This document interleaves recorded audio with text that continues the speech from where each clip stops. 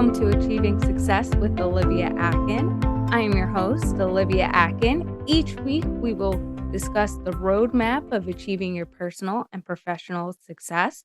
We will give you real-life stories on growing personally and professionally to achieve your life and career goals with the help of some top-notch guests.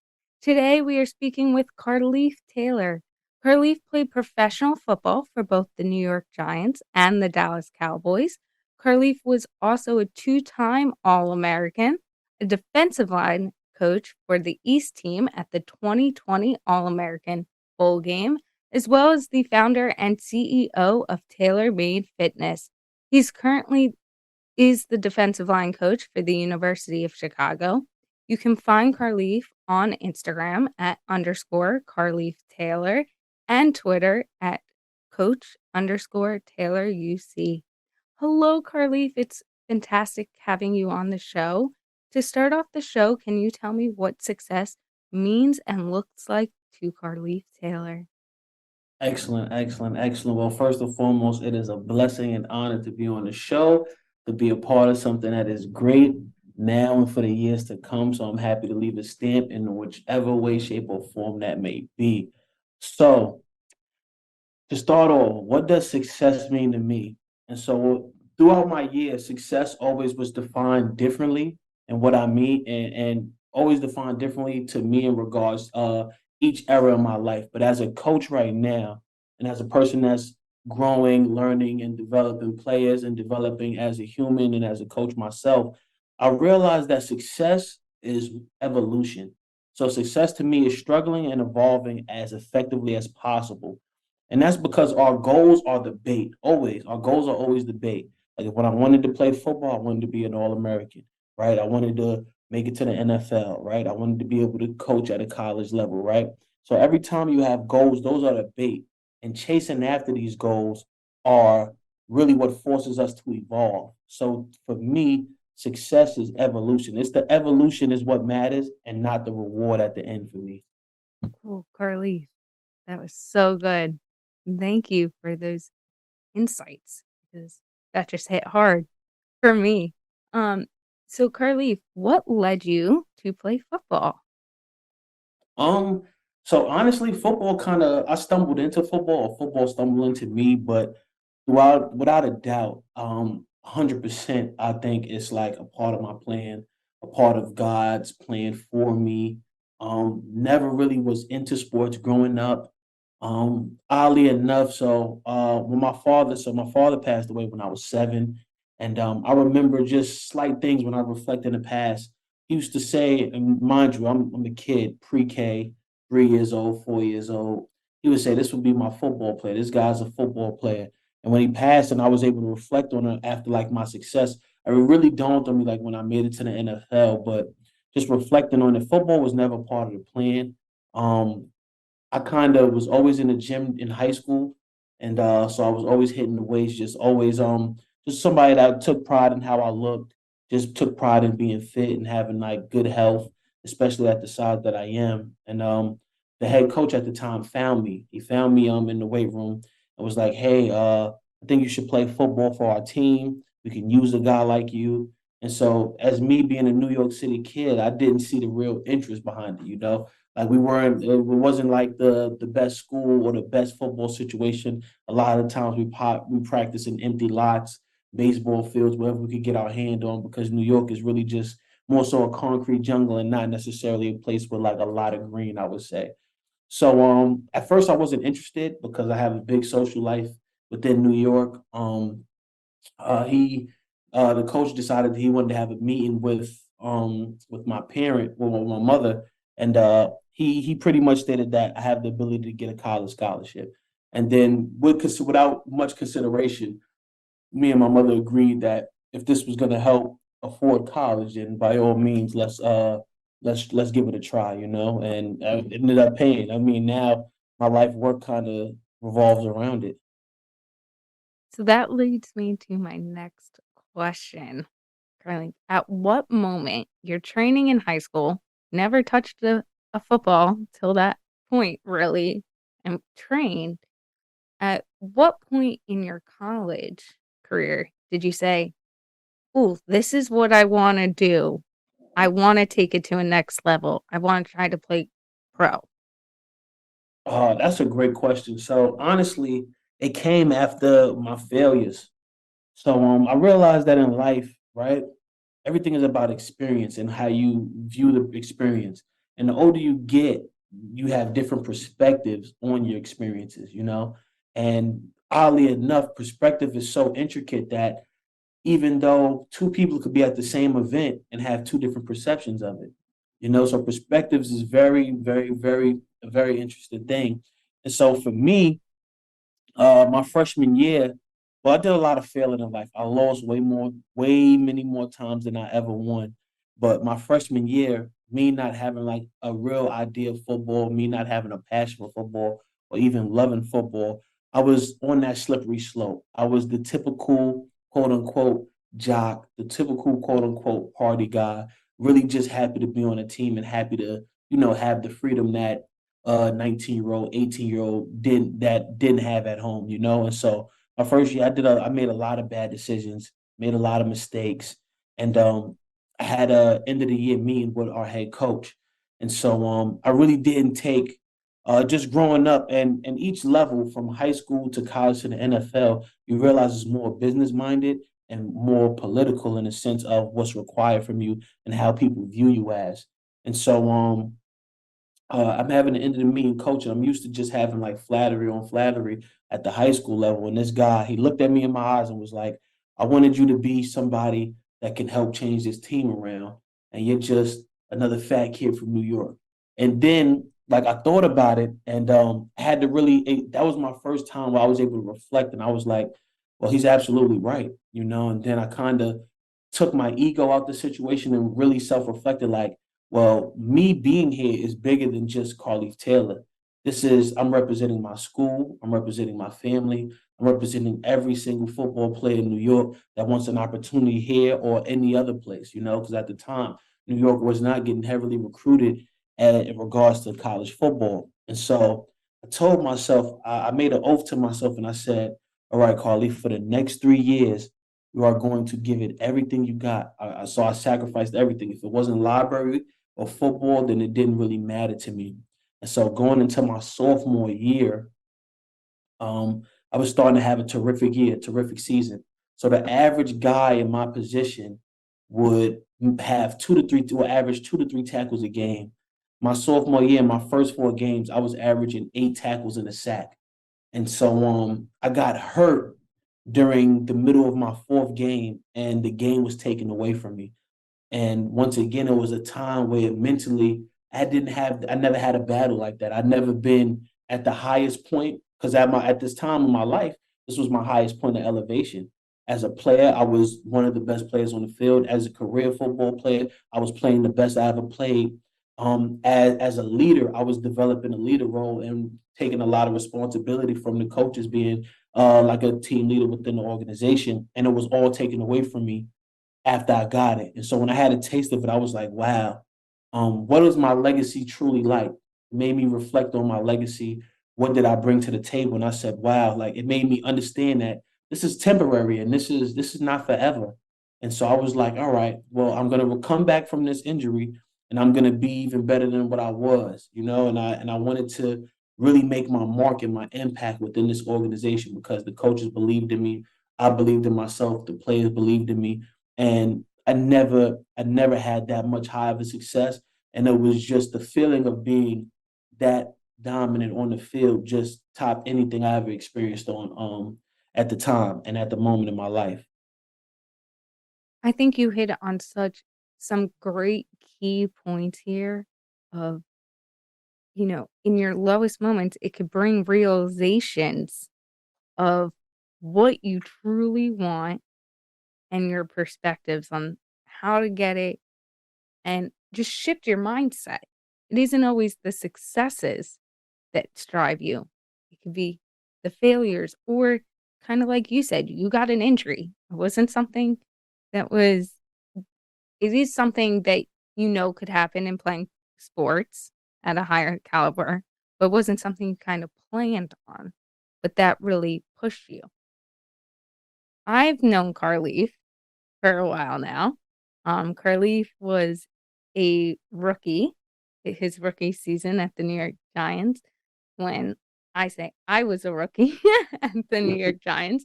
So I've known Carlif for a long time, and you've always stayed very humble in your journey and trying to just grow as an individual. Um, how do you think being humble and that mindset has helped you succeed? That's a great question. The reason why I'm humble is because the reflection that I had, right? So we talk about how your failures are successes in regards because it helps create wisdom, right? And we get wisdom through experience. You can read a book, you can learn not to touch a fire, right? As a child, when you touch it, that's the wisdom. You get that true hardcore experience. And like I said earlier, being that I didn't have my father at a young age, I never had too much guidance from older men in my life. So a lot of things that I learned was trial by fire. So many a times I learned things. If I didn't reflect, I would repeat the lesson, and I realized that early on. So for me, what kept me humble is that I was able to always reflect and realize where I came from and realize how it can be taken away from me. And once again, it was all through those experiences. So I realized at a young age that nothing is promised today or tomorrow, right? I learned how to live in the moment more. I learned how to appreciate the moment more. I learned how to appreciate the grind. You know, when I was injured, I remember one of my first thoughts was, man, I wish I could be tired right now. I wish I could run out there and be tired, right?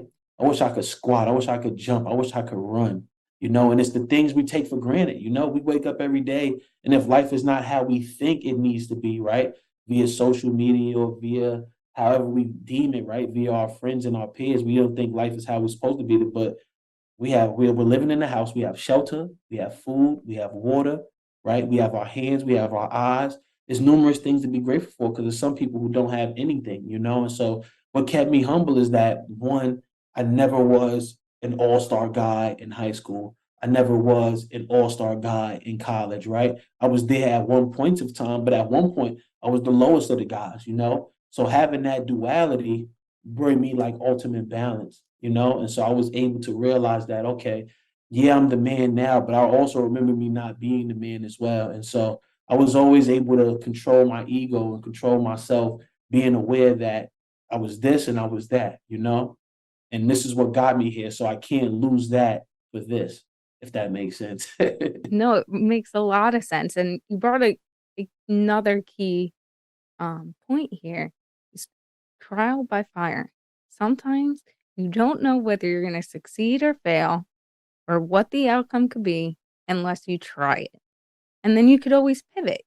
So if it doesn't work out, you could take the lessons and self reflect and move in a different direction. And that doesn't mean you have to change, everything you're doing. It might just be one small thing. So I have to say, Carly, I as I said earlier, I met Carleif as Carleif. He walked in the door, lovable, great guy. I I went into working with the Giants as an open mindset. I wasn't going to do back research on all the players that were coming in. It was like, let me meet the guys as the guys. And one thing that I actually didn't even realize, Carly, until, you know, prepping for you to be on the show was that you were an All American. And not only were an All American once, but twice. And while we've been friends and I've been on your journey with you, in 2020, you were the coach. So, what was it like? You know, you don't put, you don't try to tell everyone what you're doing. You let it speak and your experiences talk for yourself. And I think that's one thing that really sets you apart is you just kind of go with the flow. It doesn't need to be expressed. And how do you kind of handle that? Because you do a lot of amazing things, really out there trying to make a difference. So how do you kind of keep things under wraps, even from some of your closest people? It's never an easy thing to do, but similar to what I was talking about with evolution, right? When I realized that like like our goal is debate, like you realize, and I'm pretty sure people listening, people watching, you as yourself, when you achieve the goal you really been aiming for, you really strive for, and you get there, right? You do get a sense of dopamine and happiness, but then you realize there's more to do, right? There's more to accomplish. There's more of an impact you can make. There's more ways you can reach people, you know? And so for me, every time I reached a level and I'm thinking that, wow, this is all I ever wanted, I realized there was always more. Similar to me reaching an All American. I remember the first time I won All American, I received the All American honors. I didn't even know I was an All American. It was in the newspaper, and a bunch of my friends were congratulating me. And I'm like, I'm in IHOP, and I'm like, well, what are you congratulating me for? And they're like, yeah, you're an All American. I was like, oh, wow. But oddly enough, the first thing that popped up in my head was like, man, you did a lot of work to get that. And then I'm like, well, if I want to get it again, that means I have to do whatever I did and then some more, you know? And then that became a habit for me because it was like with success comes more success because it's just like the world. The world is not stagnant, you know? It's just like a treadmill. Like you can't go anywhere fast. The world is just like time. If I sat in here, time will still go on. The trees will grow, the trees will come, the leaves will fall, everything will grow back again, but I will still stay the same if I'm not evolving with it. So I realized that I have to adapt aggressively with each success. So success just wants more success, you know? So in that regards, I realized that I'm working hard and I'm achieving a lot of things, but that means whatever I did prior has to be a little more for the next year and a little more for the next year and a little more for the next year, right? And then secondly, I became this journey for me, right? Being injured, right? Having being injured put you in a dark place, you know. You don't feel like the person you are. Like for me, I always like use the metaphor as like a superhero, right? When I put that helmet on and that jersey, kind of feel like the Hulk, or I feel like some kind of superhero. And when I wasn't able to, I felt, I don't want to say normal, but I didn't feel like me, you know? And so I had to find some kind of, like I was going through a lot of mental battles. I was in a wheelchair, crutches, and a cane all in 1 year, you know? So it was a lot to like digest after being able to do anything I wanted, you know? And so I became spiritual. I kind of found myself meditating and reflecting and things like that. So I became very conscious of energy, right? And so sometimes I was aware of that. Sometimes people energy aren't in your best interest, or sometimes people energy can throw your course off. So I wanted to always take the path of least resistance. So I didn't want to talk about it, which most people do, and most, especially in our generation, the generation younger, with social media and stuff. I didn't want to talk about my achievements. I wanted to accomplish them first, you know, because I feel like that's all in the grand scheme of things, a slight form of a distraction as well as some form of a slight form of like approval, wanting approval from your peers or from the friends you have on social media. So I wanted to actually do it because I wanted to do it without having any outside influences behind it. Ooh, such impact right there. Let's evaluate that statement. You do something because you want to do it, not because you want to make an impact or splash on social media or you want to prove something to other people. You do it because you want to. And I think you are absolutely correct. You don't need to make moves in your personal or professional life to please other people. If you're not going to be happy with it, then what's the point in doing it? And sometimes you have to silence the noise around you to go down the path that you want to go. Exactly. So, Carlif, when you were playing professional football for the Giants and then you went to the Cowboys, a lot of people don't know what that transition is like going from team to a different team. What's the mindset when something that shift happens? And what was it like for you? Oh man, great question. It hurt my heart so bad just because I was a kid from New York, went to high school in New York, went to school in Connecticut, so I'm still in that northeast place, that northeast region. Played for the home team. I got to be around great players, Odell. I got to be around Eli. I got to be around Victor Cruz. I got to be around so many people that were like I was inspired from. And so being cut and going to a different team, but realizing this is your career as well. It almost took the fun out of football for me, and I started to see it more as a business because, like, when you grow to love people, look, I met you there, like, so when you grow to love people and love the environment, and it's taken away from you, I had to realize, like, okay, Carlif, like, you are now an independent contractor. You are now in its own aspect a businessman.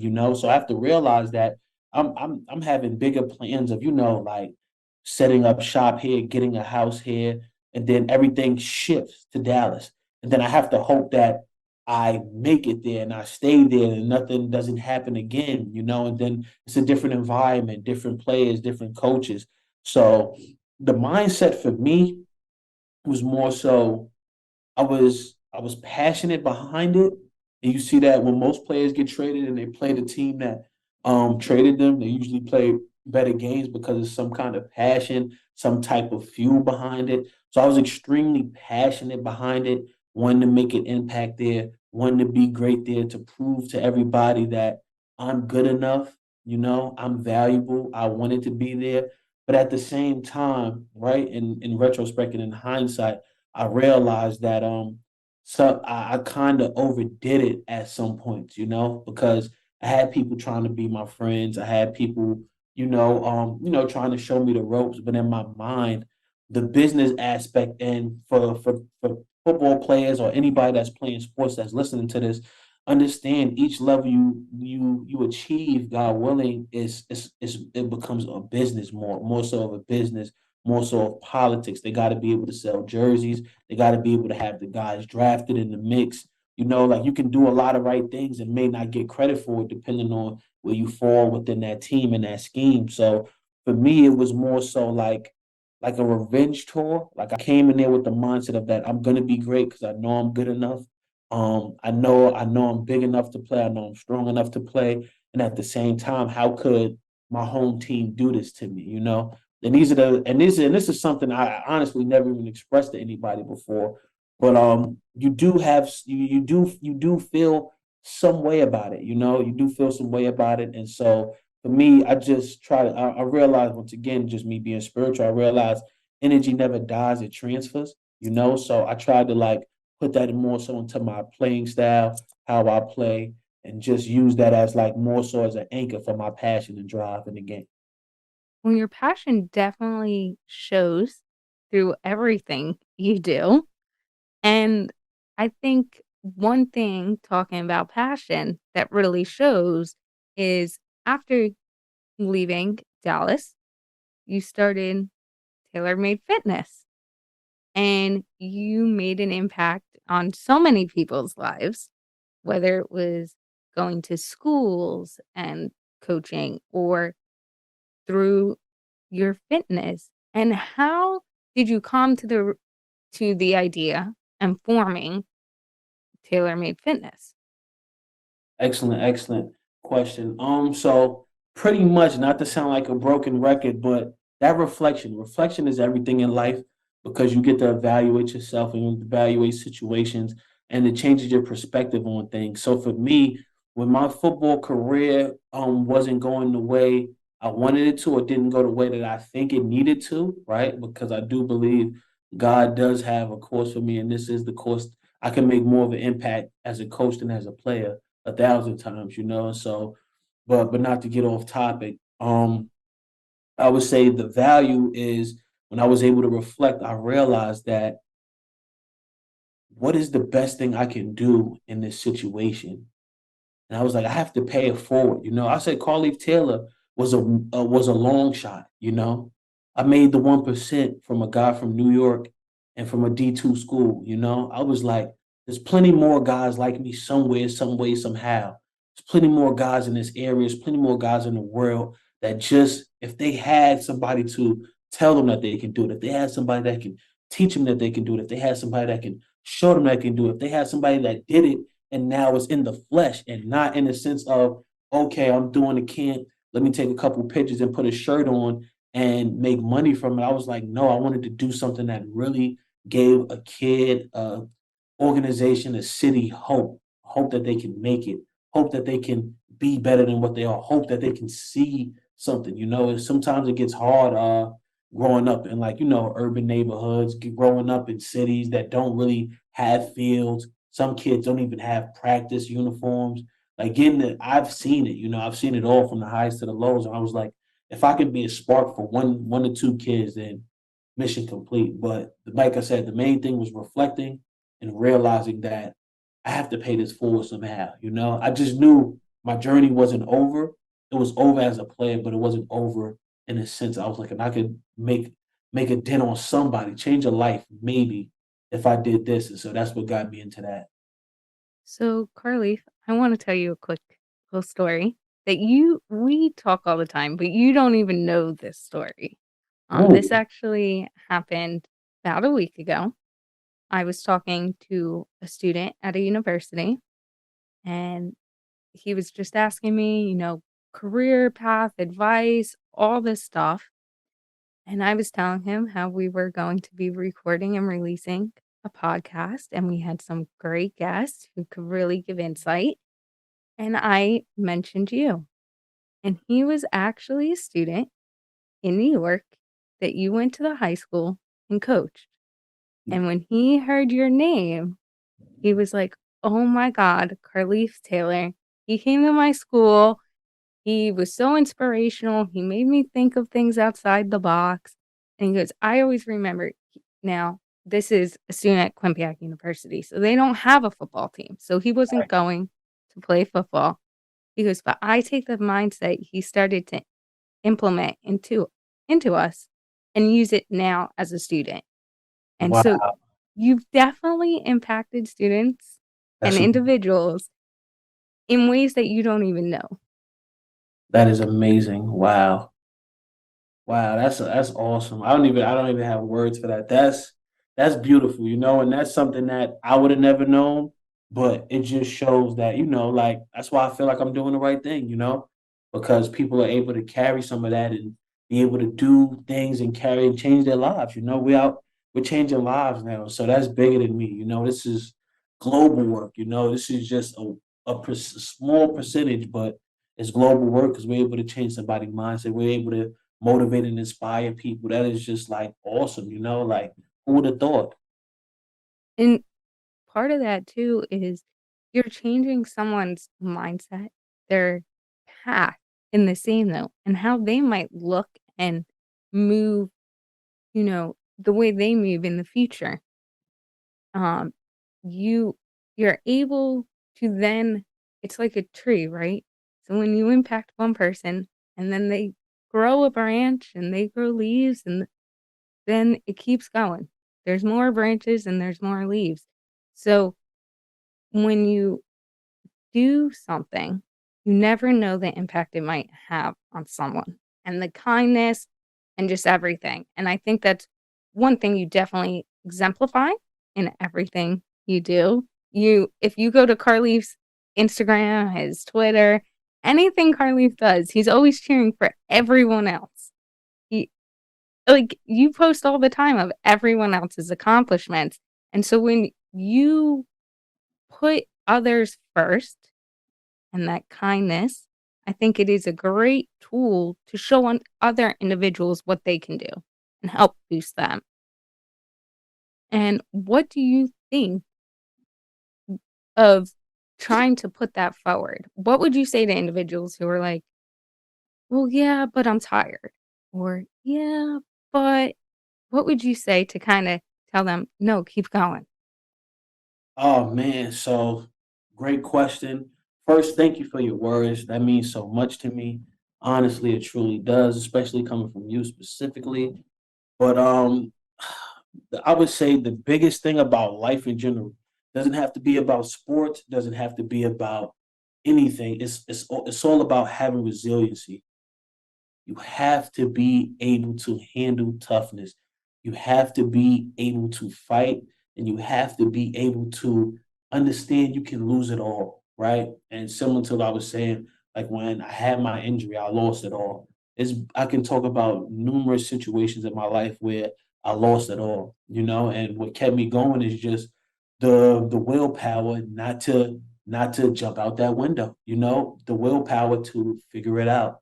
I think one of my biggest attributes, or the biggest attribute anybody can have in this world, is resiliency. If you lose it all tomorrow, you be phased. You see people and you hear stories of like people from Wall Street, stock markets crash, and people want to lose it all. But resiliency is the key to life. Not everybody's going to have the same deck of cards. Not everybody's going to have the same opportunities. But one thing we do have, as long as we have life, we have an opportunity, and we can create an opportunity. And when you don't give up on yourself, you just don't know how close you are to success. Like I said, when I made the league, I was a month from then. I didn't have a house. I didn't have an option. I didn't have a plan, and then things could change in an instant. Me coaching at the University of Chicago, I found out that I was going to coach here a few days before camp started. You just have to have resiliency, and you have to stay consistent. You have to have faith. You have to have drive. You have to believe in yourself. You have to believe in yourself more than anybody. And that's why when I do things, it's not for a false sense of approval from my peers. I do it because I genuinely want to do it. I do it because this is what motivates me. I do it because this is what drives me. I do this because I think this is what's going to impact somebody, something, someone, or myself. I think you brought up many key points there. Resiliency. You have to keep pushing forwards. Believe in yourself. I think that's key. Sometimes we forget. There's so much going on. You might have hit a rough spot, but if you don't believe in what you can do, how would you expect anyone else to believe in what you're doing and help you? I want to talk about something else with TaylorMade Fitness that I think, looking at it from a bird's eye view, um, has even impacted me. I know it's impacted other people. Is you have posted and shown tools and techniques, not just through like one-on-one coaching, but also through your platform. So people who might not have the resources to see you in person, but they could gain the tools and practice those things. But one thing that really touched me in your process is you took on a few female football players. And what was that like? And why did you kind of choose and make it such an importance? And you really have highlighted their progress throughout the sport. So what has that been like? Oh, excellent. Big shout outs to Taylor, by the way. That's one of the female quarterbacks I train. She's currently a high school quarterback. She's been playing, she's rocking it out. She's a trendsetter. And it's all, for me, it's all about, I want to help people who want to be helped. I want to help people who want to be in a situation that has goals, that has desires, that has passions, to the best way, shape I can. Like I said, growing up from where I grew up at, if I showed you guys my neighborhood, if I showed you guys my apartment, if I showed you guys what it looked like, you would have never thought I'd have been able to make it to this situation and place that I am now.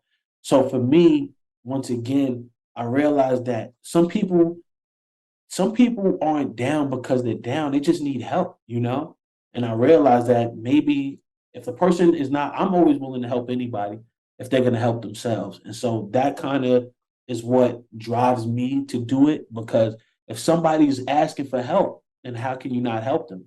And you have the power to. And so for me, this girl said she wanted to play football. And so I said, all right, we're going to make you the best football player we can. And now she had to endure so much in her life in regards to just, being mistreated, being a female football player, defeating stereotypes, everything above, up, down, east, and west you can think of. And now she's being welcomed by her team. Her team is doing very well. She's actually playing at quarterback. It's just, you can't tell. For me, I'm very optimistic, but I'm very optimistic through experience and this just naturally.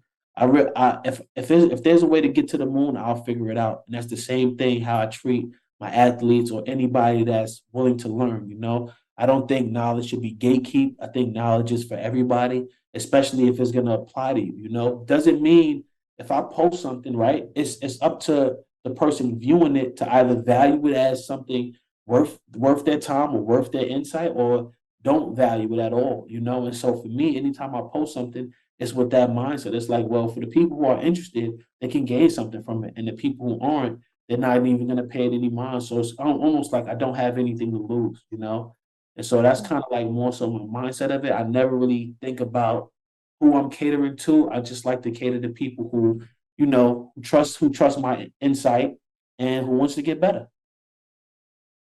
That is really important. Touch the people who want to be touched, impact them. What do you have to lose? So, for anyone trying to grow in any kind of way by helping others, how that could only benefit you, 'cause you never know what you might be doing for someone else. And it's definitely helping them. And I think it leads to your current role of being a college football coach. And you touched upon it earlier. You found out shortly before the season was starting that you were going to be the coach for the University of Chicago. And what was it like finding out and making that decision to move and to be on this journey?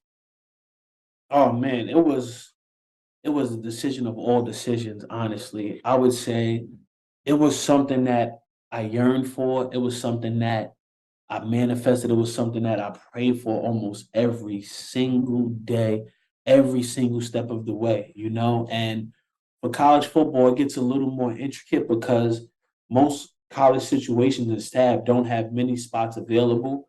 And being that it's such a niche of a network, when most people go to different schools or different universities, they usually take their guys with them. And when you hire a new guy, they usually bring in guys that they're familiar with. So football is weird because your network, which in most places, your network really defines like where you can land up at. It's kind of hard to like climb the ladder. So you'll see most coaches stay at one or two spots. They don't move much because the hardest part is solidifying that spot. And then when you do get to these levels, it's always pending on your success. You can be best friends with everybody in the world, but you do have to show some kind of benefits. You do have to reap something while you're there. So for me, I finally got the opportunity, and I was telling the head coach, Coach Gilchrist, I was like, man, if there's any way I can be out there, I'm going to be there because this is something that I want. This is something that I felt like I needed in regards to my growth in the city. I felt like spiritually, I felt like I've accomplished everything I wanted to accomplish. I felt like there wasn't much more needed from me there. And I felt like something else is developing there. Because while I was done training and doing everything I was doing there, I started seeing more trainers, more people doing the things that I was doing. And I was like, okay, well, the market is there now, right? When there wasn't, I felt like I've didn't outgrow it, but I felt like I left an impact enough there, and I was ready to start a new journey, right? A new chapter, a new era in my life. And so with this, I felt like college was a was the challenge that was needed. I wanted to be around that. I wanted to dedicate my life to football, my life to coaching, my life to learning, at a high level 24/7. And so I knew that college would be allow me to do that. And so when the head coach, Coach Gilchrist, contacted me, he was saying that, hey, the opportunity is here. He's just trying to figure out a few details to get me here. And I was like, please just let me know, keep me posted, let me know the situation. At this time, I didn't really know the route I wanted to go. I was a teacher at a school, wasn't really like the biggest fan of that situation. So I didn't know really. I was really in a weird place mentally. It's like coming through after the pandemic. I was like, where am I? What am I trying to do with myself? You know, where's my sense of direction? Because a lot of things was like open doors, closed doors, open doors, closed doors. It was my tunnel was very like foggy.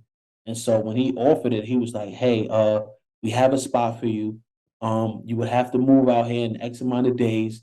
Do you think you could do that? And I was like, yes. You know, I said yes without even thinking it. And then when I got off the phone, I was like, wow, I have to figure this out, you know? And so I got help. Like I said, I got an amazing girlfriend that's like helped me along the way.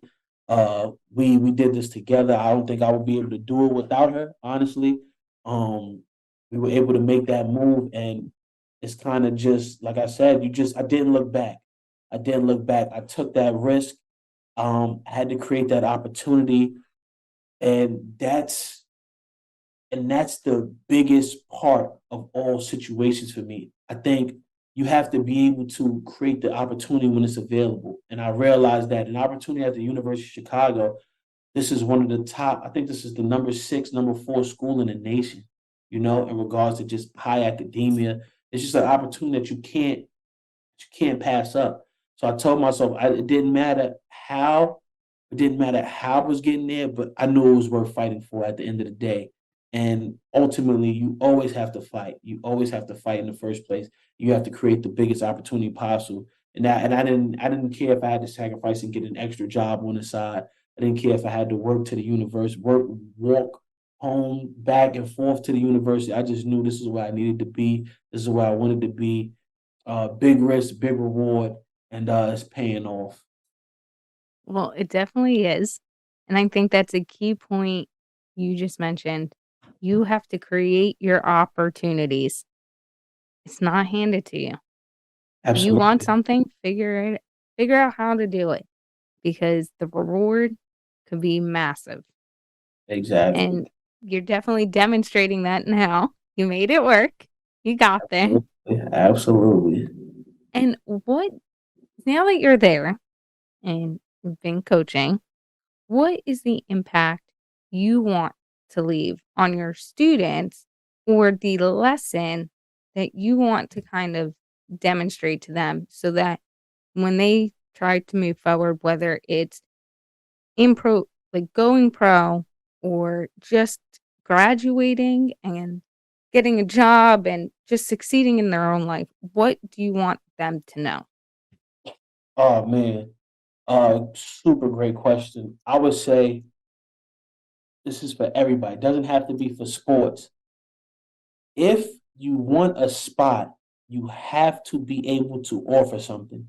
You have to be able to convince he, she, them, they that you can offer something and there always will be a spot for you, right?